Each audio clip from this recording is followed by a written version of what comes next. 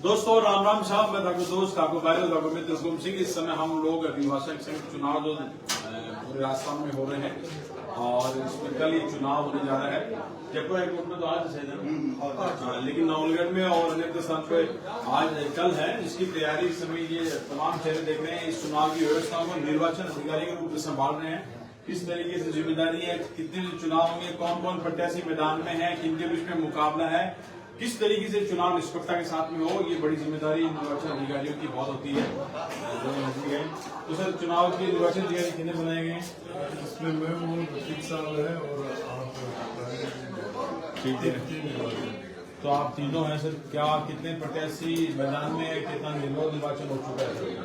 अध्यक्ष के लिए 3 प्रत्याशी मैदान में है। हाँ, जगदीश जी वर्मा है, नरेंद्र सिंह जी शेखावत है और तीसरे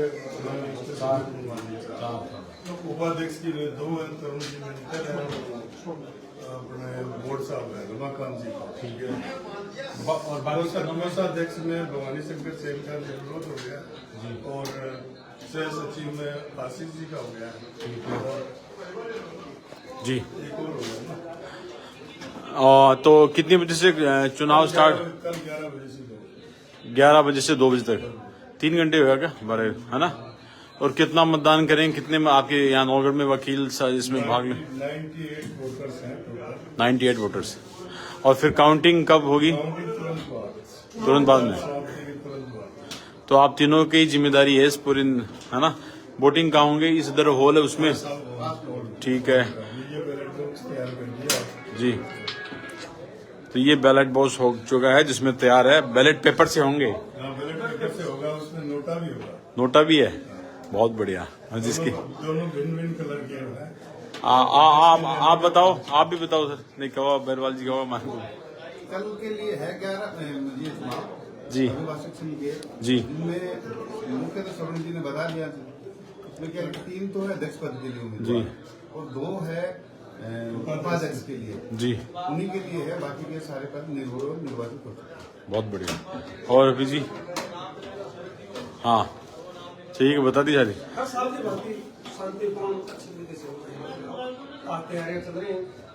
मतदान तैयार हो तो बिल्कुल बहुत बहुत शुभकामनाएं। सुप्रीम कोर्ट के द्वारा डिसाइडेड है कि प्रत्येक द्वितीय शुक्रवार को चुनाव होने सभी बार एसोसिएशन में राजस्थान में प्रत्येक सेकंड फ्राइडे। और पोलिंग 100% होगी? सेकंड फ्राइडे नहीं, पोलिंग 100% होगी आपकी लगभग माने कोई बाय द वे, है ना? शानदार शानदार, बहुत बहुत धन्यवाद, आपने जानकारी दी। ये बहुत ही शानदार चुनाव नौगढ़ में कराने की इन चेहरों पर जिम्मेदारी है और ये बखूबी निभा रहे हैं पिछले काफी वर्षों से। उम्मीद करते हैं इसी बार भी शानदार चुनाव, और चुनाव के बाद में सब एक जाजम पर बैठते हैं। ये सिर्फ चुनाव एक नेतृत्व का है जो वकीलों के संबंधित तमाम वो अधिकारों की राइट्स को लड़ते हैं। क्योंकि ये चेहरे निर्वाचन अधिकारी के रूप में हैं, तो क्या मुद्दे हैं वो इनसे नहीं जान सकते, वो जानेंगे जो प्रत्याशी है उनसे किस आधार पर लड़ रहे हैं। बहुत बहुत धन्यवाद सर, आपने ये जानकारी दी, बहुत बहुत धन्यवाद। दोस्तों राम राम साहब, मैं ठाकुर दोस्त ठाकुर भाई ठाकुर मित्र हुकुम सिंह। इस समय हम लोग नौगढ़ अभिभाषक संघ के चुनाव में पहुंचे हैं, जहां पर कल मतदान होने जा रहा है। और इस मतदान के लिए बहुत ही लोकतंत्र की परिभाषित करते हुए 3 जो चेहरे हैं इस समय अध्यक्ष पद के रूप में, और बाकी में निर्वाचन हो चुका है, लेकिन अध्यक्ष पद को लिए बड़ी कसमकस देखी जाती है हमेशा। ये 3 चेहरे हैं जो तीनों मैदान में, सज्जन जी 4, जगदीश जी वर्मा और नरेंद्र सिंह जी, और इसके अलावा इधर वकील हैं, इनसे भी बात करेंगे। कुछ अप्रत्याशित चेहरे भी आए हुए हैं, तो हम ये जानेंगे कि किन मुद्दों को लेकर आप जा रहे हो वोटर्स के बीच में, और तीनों अध्यक्ष के रूप में तीनों को शुभकामनाएं। उधर अभिभाषक संघ से जुड़ी महिला वकील भी, उनसे भी जानेंगे कि वो किस तरीके से वोटिंग कर रहे हैं। कुछ महिला वकील और भी आ रहे हैं, उनसे बात करेंगे। आप भी आ जाओ। तो सबसे पहले सज्जन जी, आप ये बताइए कि किन मुद्दों को लेकर आप अपने वकीलों के बीच में जा रहे हैं? जी धन्यवाद पत्रकार जी। हमारा जो मुख्य मुद्दा है, पहले हमारे अध्यक्ष महोदय ने जो वो हमारे काम जो शेष रह गए उनको लेकर हम, जैसे हमारी सबसे बड़ी समस्या है वकीलों के बैठने की, सबसे उसके बाद में पार्किंग की। फिर हमारा जो कोर्ट है वो आधुनिकीकरण के हिसाब से नया कोर्ट बनाने का हमारा मुख्य उद्देश्य रहेगा। हाई कोर्ट ने तो बजट पास कर रखा है, लेकिन यहाँ जमीन की भूमि की कमी की वजह से हमारा कोर्ट नया बना नहीं है। इसके लिए हम प्रयास करेंगे। दूसरा मुद्दा हमारे जो काफ़ी सालों से चल रहा है, पिछले सालों से एडीजे कोर्ट का। तो एडीजे कोर्ट के लिए भी हम प्रयासरत हैं, प्रयासरत रहेंगे। और हमारे बार बेंच का, हमारे वकीलों के मान सम्मान का ये हमारा मुख्य मुद्दा है। ये तो 4 चीजें आपने बताई है। डीजे कोर्ट लगातार लंबित भी है। इसके अलावा आपने बताया कि एक नया भवन तैयार करेंगे। इसके अलावा पार्किंग वाली समस्या को लेकर है। तो इनको लेकर पिछले काफी वर्षों से कितना काम हुआ है नरेंद्र जी? मतलब ये जो चीज बता रहे हैं, यही समानांतर मुद्दे लगातार पिछले वर्षों में भी रहे हैं। पुराने अध्यक्ष वो कितने इस विषय में कामयाब हुए हैं? किस तरह की चुनौतियां, इसको पार पाने के लिए किस किस तरह की चुनौतियां आप फील्ड में फेस कर रहे हैं? जी, सबसे पहले तो आपको यहाँ पधारे इसके लिए धन्यवाद।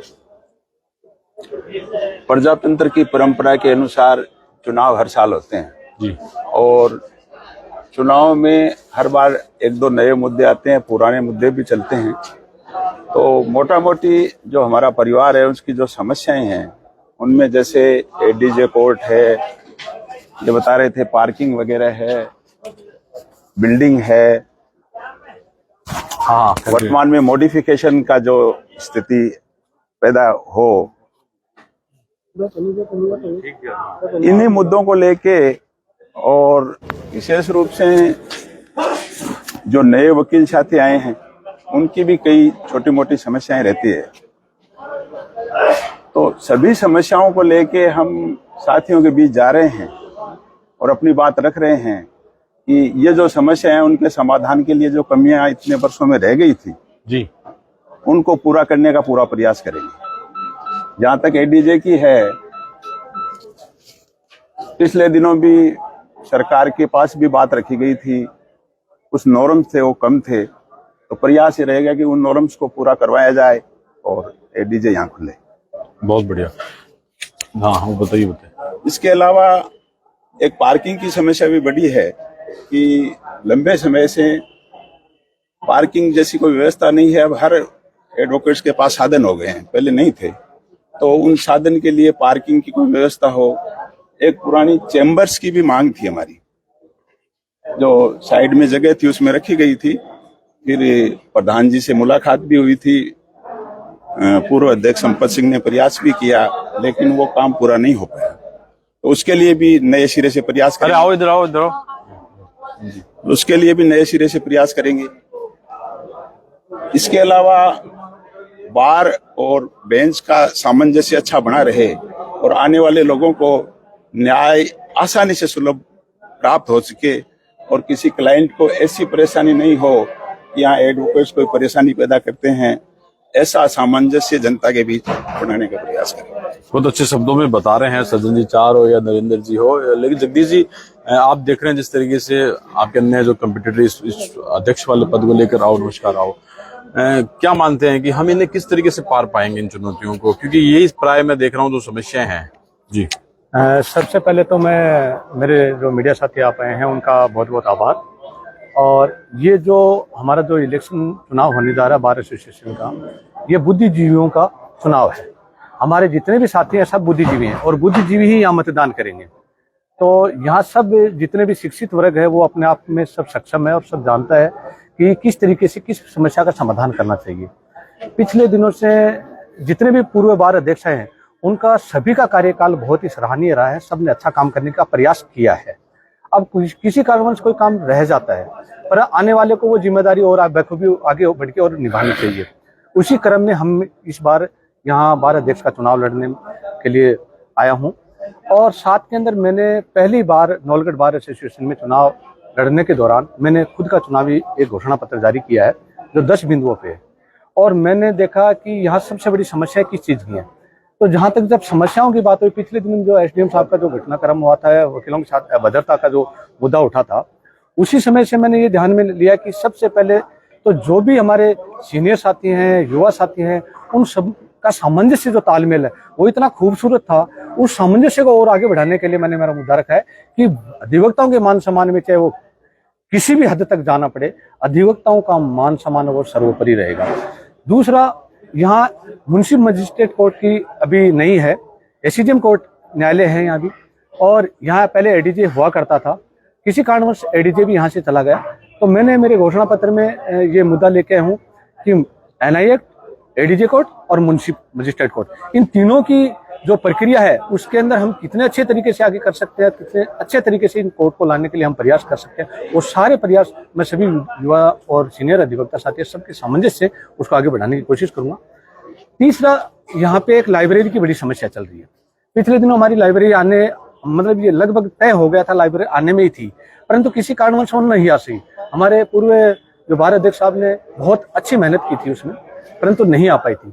तो मैं आपके चैनल के माध्यम से ये भी बताना चाहता हूँ कि उस लाइब्रेरी का जो हमारा सपना है वो इस कार्यकाल में हर हाल में अगर मैं विजेता बनता हूँ और मेरे जो बुद्धिजीवी साथी मुझे यहाँ ये अपना दायित्व निभाने के लिए मुझे अग्रणी भूमिका में लाते हैं, तो मैं हर हाल में इस लाइब्रेरी की जो सौगात है वो मेरे युवा साथियों को, सीनियर साथियों को और अधिवक्ताओं को अवश्य दूंगा, चाहे उसके लिए मुझे पर्सनल एफर्ट्स लगाने पड़े, चाहे मुझे भामाशाहों का साथ लेना पड़े। और उसके आगे वाले इसके अलावा मेरे मुद्दे हैं, किसी भी अधिवक्ता के साथ में अगर कोई आपदा आ जाती है, उस आपदा में उसका आर्थिक मदद करने का जो मैंने सर्वोपरि मुद्दा रखा है वो भी मैं पूरा करने की कोशिश करूंगा। निजी फंड से मेरे, और इसके अलावा मैं निजी फंड से एक और निजी फंड से वो तो आपके घोषणा पत्र में फिर वो निर्वाचन आयोग की गाइडलाइन से, पर इस तरीके से वो चीज नहीं हो रही। ये मैं वो घोषणा कोई फंड डिक्लेयर करेंगे आप लोग कुछ? हाँ, वो मैं इसीलिए मेरे घोषणा पत्र में इसीलिए लेके आया हूँ।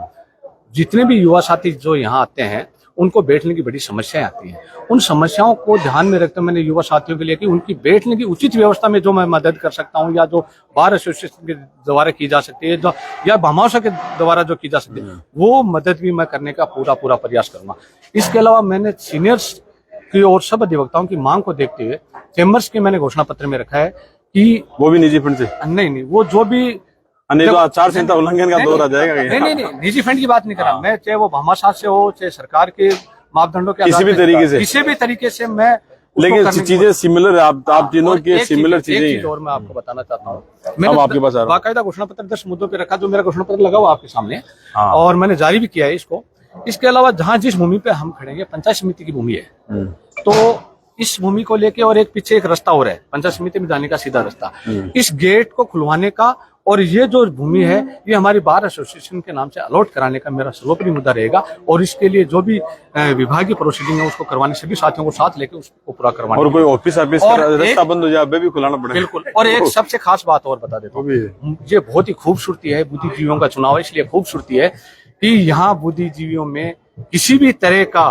क्लेश नहीं होगा, क्लेश नहीं है, सब सामंजस्य बिठा के और सब साथ चल के और सिर्फ बुद्धिजीवी को आधार मान के यहाँ। चलिए बहुत, एक बार दोबारा तीनों के पास में आएंगे, एक एक बिंदु लेंगे, लेकिन उससे बीच में हमारे साथ में महिला अधिवक्ता भी हैं जो चुनाव की खूबसूरती को बताते हैं। अब आप वोटिंग करने जा रहे हैं, क्या सोच रहे हैं, इन चेयरों में क्या मुद्दे हैं, किस तरीके से वोटिंग कास्ट करेंगे?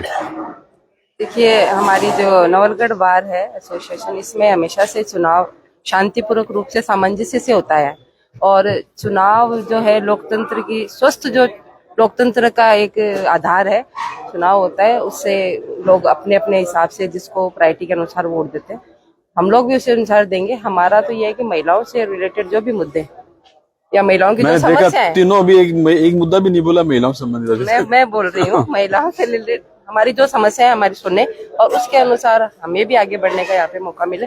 आज मैं हूँ, 2-3 है, कल की हमारी संख्या और भी बढ़ सकती है, तो हमारी जो समस्याओं के आधार पर जो काम करें उसको हम प्रायोरिटी देंगे। बहुत बढ़िया, अच्छा बात है। आप 8 महिला मतदाता भी है शायद, है ना? आप बताओ, आप पहली बार वोट करने जा रहे हो? नहीं, हम दूसरी बार। अच्छा, हम तो यही चाहते हैं कि यहाँ पे हम जो भी 8, 10, 12 जो भी लड़कियां हैं, जो भी महिलाएं, हमारे लिए इनिशियल स्टेज ये है, तो हमें यहाँ से आगे बढ़ने के लिए जो भी हमारे यहाँ से लीडरशिप में आए वो हमें प्रेरित करे, हमारे लिए भी वो उस चीज के लिए हमें भी आगे रखे, हमारे लिए भी हर दरवाजे खुले रखे कि हम भी आगे बढ़ सके, हमें साथ लेके चले। अकेला मत चलो। मेरा तो पहला ही वोट है इस बार। अच्छा, हाँ, महिलाओं के लिए जितनी सुरक्षा हो सके वो करे, और बढ़िया से बढ़िया से। महिला कैंडिडेट की कमी अखर रही है मुझे। बिल्कुल महिला कैंडिडेट नहीं है इस बार, और होनी चाहिए थी पहले मीना। तो कुछ सीनियर वकील भी है, चंद्रकांत जी वगैरह और अन्य साथी भी इस बीच में, कई ऐसे लोग भी हैं। क्या माहौल है? रोज माहौल देखने बाजार से लोग आ रहे हैं। तो चंद्रकांत जी मतलब थे पुराना आदमी, ऊपर नाप तोल करके करबार आदमी से लागे मना, तो यहाँ बेरो चालन दे हो या गुटबंदी को चाले है कोई? नहीं, तीनों जो उम्मीदवार हैं आराम से चुनाव हो, और हम तो ये चाहते हैं तीनों ने जो आपके सामने कहा है वो करके भी दिखाना चाहिए, ऐसा करें तो इनको अच्छी बात है। बाकी शांतिपूर्ण चुनाव हो रहे हैं, मतलब बिल्कुल। Doing and saying is very different, वो ना हो, हाँ वो ना हो। दोनों जो सिमिलर बोले हो। वो करो। आओ सुनील जो जी, बोले वो करो, ये है इनका। ये एक बात कही इन्होंने कि बोले वो होना चाहिए, यूं नहीं होगी बोले पिछले, मतलब कोशिश तो सब करते हैं, ऐसी बात नहीं है, लेकिन कुछ ऐसी कोई कुछ रह जाए या तो उस लाइन को लंबी खींचे। नहीं, क्योंकि रहने को तो अधिकांश ही रह जाती है, हाँ। बोलने में करने में तो बहुत फर्क है। और ये कि ये बाहर के वोट है, सब बहुत सोच समझ के पड़ती है। वोट किसी को पता भी नहीं चलता कौन किसी को डालता है। हाँ ऐसे तीनों सोचा है तो हमारा ही हो। हाँ, ये तीनों सोचेंगे अपने ही है, और हर 10 मिनट बाद में इनको लगेगा ये अपने नहीं है।